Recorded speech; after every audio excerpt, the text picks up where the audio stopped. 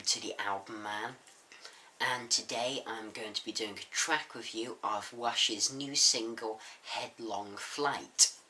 So this is the first single from Rush's massively anticipated album Clockwork Angels, which will be released on June 12th, and some classic rock fan pack I think is doing it a bit earlier, but I'm not quite sure. So this song was written in the jam session between Lifeson and Geddy Lee before the second leg of the Time Machine tour, and it was originally going to be an instrumental called Take That Lampshade Off Yo Head. Yeah, I'm very pleased I didn't go for that name, as, well, that's a really stupid name. I mean, seriously, that's a ridiculous name. I mean, why would you call a song Take That Lampshade Off Yo Head? And I mean, Y-O, head. I mean, that just really would have annoyed me. Really would have annoyed me. Yeah, I'm just so pleased it wasn't that, to be honest, just so relieved. But, then Geddy and Alex saw Pert's lyrics, and luckily they decided that the spirit of the lyrics fitted the tune perfectly, and once they adjusted them to fit with the melodies, it turned out great, and it certainly did.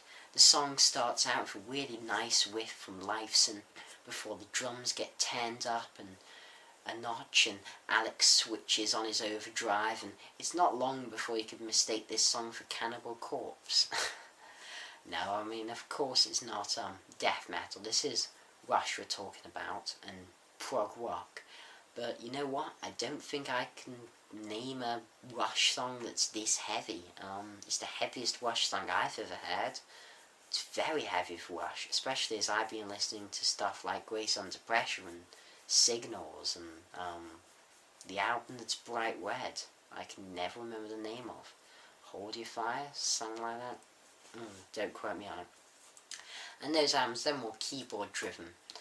But anyway, then Geddy's great vocals come in, and they're as great as ever.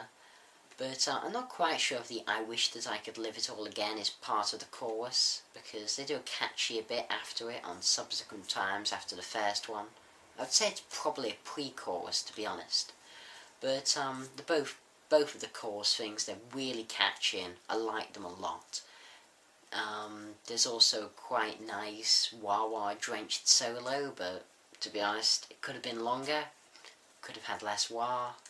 I mean, it was just so wah drenched you couldn't really make out what he was playing. It was just constant overload of wah, and it was really just unnecessary, to be honest. And as usual, Neil Peart's drumming was absolutely exceptional and flawless, and all those adjectives I could use, I could go on forever about Peart's drumming. And overall, this is a great song, and I just love all forms of Rush, whether it's heavy or keyboard driven. I hope there's a nice little mixture on this album. I don't want every track to sound like that, but I certainly hope this isn't the only track to sound like that. To be honest, as long as it's Rush, it's good, and this certainly proves that point true. I'm going to give this a song an 8.5 out of 10. I may end up giving it higher, but I can't fully judge it. It's one of those songs especially, I just can't fully judge it until I hear it on my hi-fi blasting from my speakers, instead of the crappy speakers that are built into my laptop. So yeah, this has been the album man.